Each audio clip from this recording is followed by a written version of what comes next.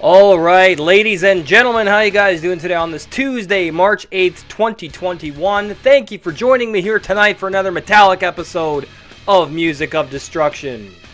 Bringing you the very best in metal-related content right here on YouTube on the only metal channel you'll ever fucking need. If you missed anything in the past week, click that eye in the upper right corner of the screen. Get caught up on all my latest videos. I would sincerely appreciate it. Live streams are Thursday at 3 p.m. CST and Saturdays at 6 p.m. CST. Now, if you'd like me to review anything, please make suggestions in the comment section below. No slam, deathcore, metalcore, or modern tech death. Fucking bullshit, please and thank you. And please remember to subscribe and turn on that bell so you don't miss anything, man. This is the hardest working metal channel on YouTube, bar none, and nobody's gonna give it to you the way I do. Unbridled, passionate, raw, uncensored, and unfiltered. So welcome to Album Review Tuesdays, and tonight I am reviewing a new album I just got in the mail last week, and I talked about this band in last week's episode of Metal Album Warfare Fridays. That's right, tonight we're reviewing Superjoint Ritual, a lethal dose of American hatred, released in 2003 on Sanctuary Records. Now the lineup on this album is as follows. We have the legend, Philip H. Anselmo, vocals and guitars, Jimmy Bauer on guitars, the legend from I Hate God, one of the best in Southern metal, 4-string Sonex, Kevin Bond on stunt guitars, the legend, Hank Williams III, handling the bass, and the god of drums himself, Mr. Joe Fazzio, who doesn't get enough fucking credit in the metal world, in my opinion. Joe Fazzio, absolutely fucking amazing. Alright, so now that you have some background history on Superjoint Ritual, let's get into the review.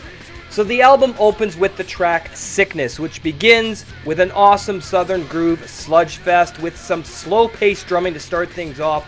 Amazing bass riffing from Hank Williams III, and this sludge groove affair eventually turns into some faster paced crossover thrash and hardcore punk, of course.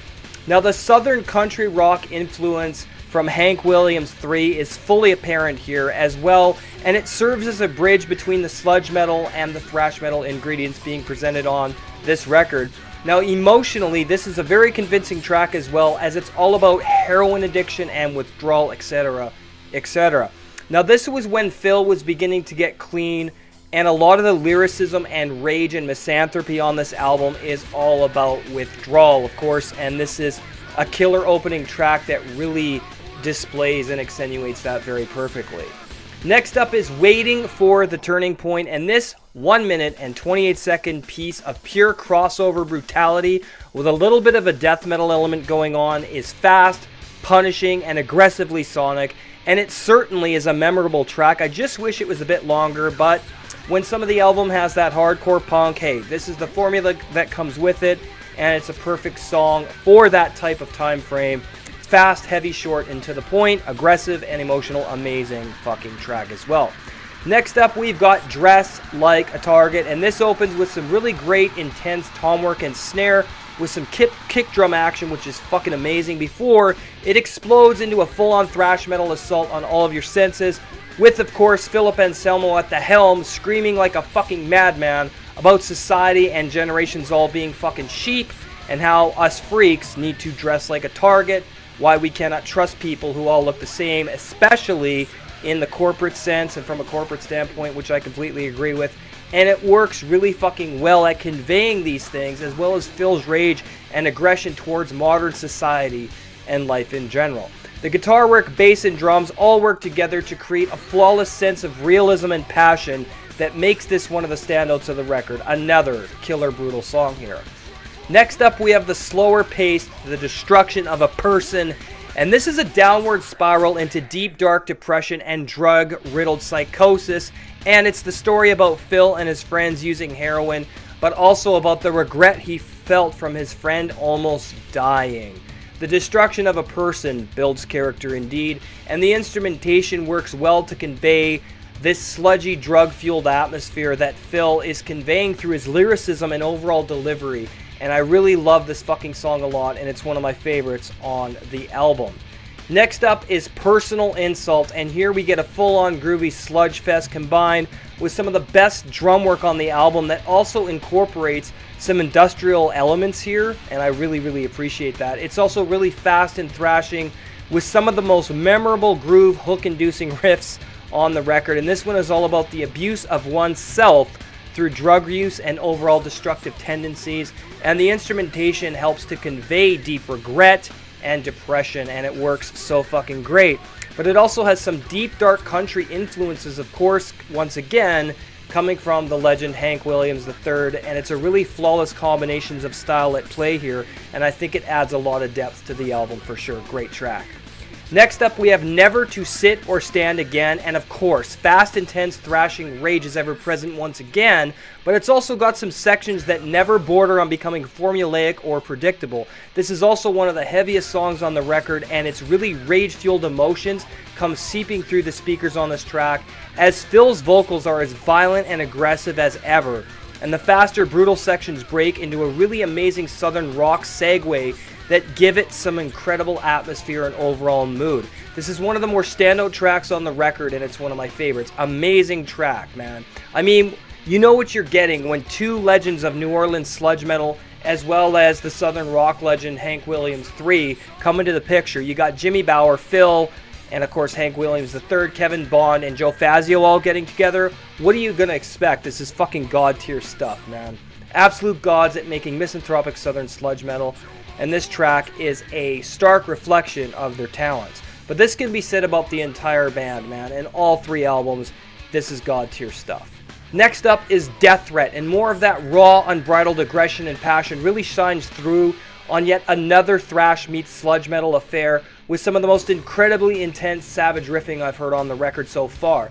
This was definitely an outlet for Phil's pain and aggression that he went through in Pantera's absence. I also think that this band was the most successful in terms of really releasing all of the regret and guilt he felt for what he put his former bandmates through. And I'm so happy that many other legendary musicians came to his aid to help him form Superjoint Ritual so he could get out these demons, because this is something else entirely. This is another amazing fucking track. Next up, we have my favorite fucking song on the record with Permanently. And this borders on black metal in many ways. It's fast, sonic, intense, aggressive, and extremely dark. This is a song all about Phil wanting to kill the entire fucking population on the planet, and the music and violent, chaotic delivery of it certainly conveys these emotions. Lyrics with absolute perfection, and I really don't know why this band was so poorly received amongst metalheads, as I think this is one of Phil's best fucking bands ever. I am a Superjoint Ritual diehard, and I will be for the rest of my life. So guys, let's check out this fucking godly song, Permanently, right here on Music of Destruction. Enjoy.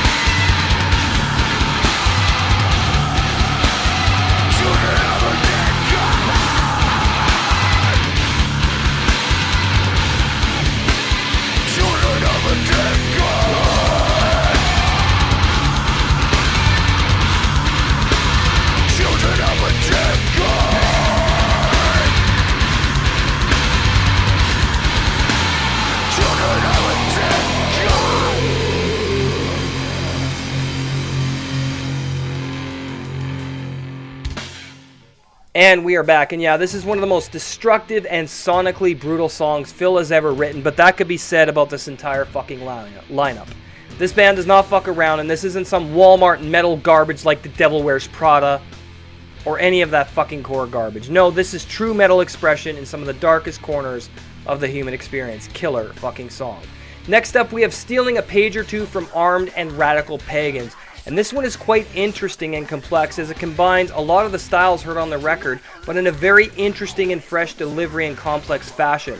It's a little bit faster in a thrash crossover punk sense with some great seething aggression and violence, but it also slows down into a slower crawl of that wonderful Hank Williams III inspired southern rock influence that he lends himself to so well with his amazing bass playing and songwriting skills.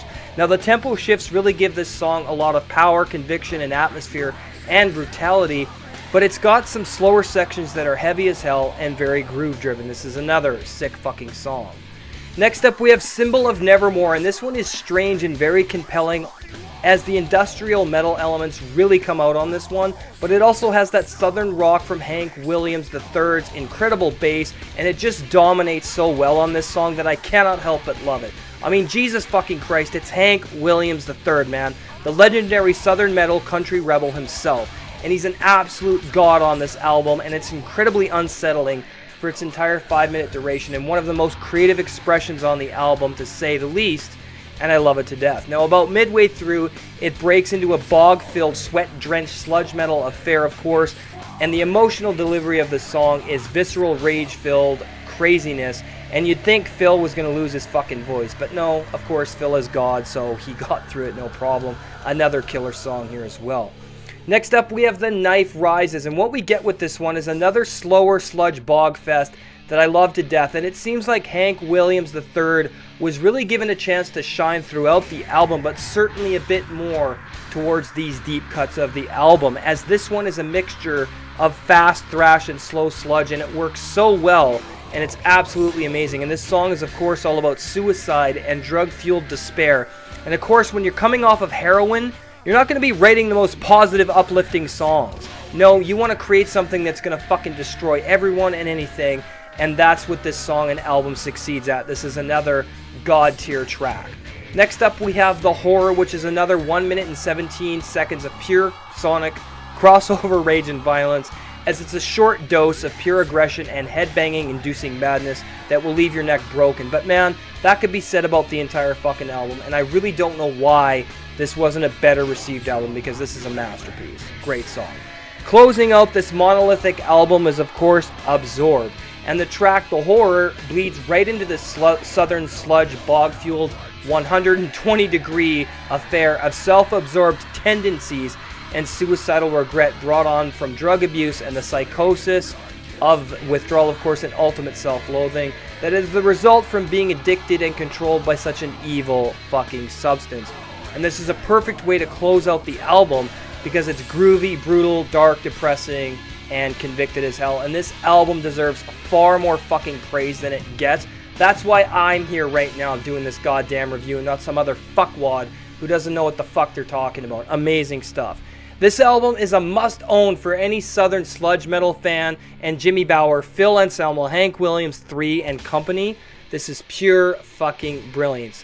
The final verdict for Superjoint Ritual, A Lethal Dose of American Hatred, is getting a 10 out of 10. And fuck all of you losers who hate this band, because you're a bunch of idiots. Alright, so there you have it. Another metal album review in the books here on Music of Destruction. As always, I sincerely hope you guys enjoyed tonight's premiere. If you're new to the channel, make sure to subscribe and turn on that bell so you don't miss anything. Follow me over on Twitter and Instagram at Music of Destruction, Facebook.com/groups/Music of Destruction, on Twitch, twitch.tv/Music of Destruction. My Teespring store up and running. Official MOD merch available. Teespring.com/music-of-destruction. Go check out my 13 designs. I'm always going to be adding more merch. Going to be working with a t-shirt designer, so that's going to be a lot of fun. The Seed episode 31, The History of Thrash Metal Part 1, is up on the Patreon page right now. If you'd like to support the channel, patreon.com/Music of Destruction. Pick the $5 tier. Your support helps keep this amazing content coming, helps me improve to get better hardware, software, lighting, all that great stuff. Colton, James, and myself have our brand new cameras for reviews on the run. We got to order our studio lights. We're building a new studio in the living room. It's going to be awesome. Movie and game reviews for reviews on the run. So let's check out a new clip of what you guys can expect.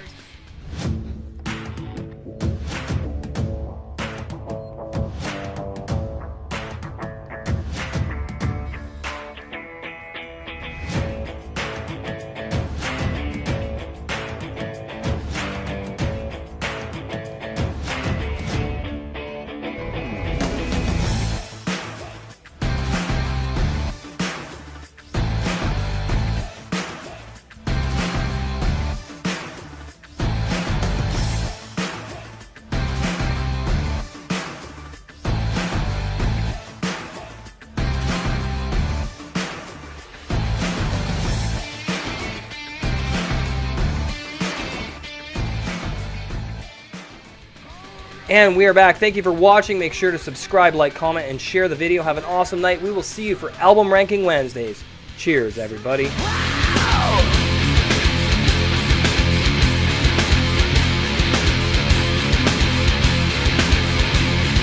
Never choosing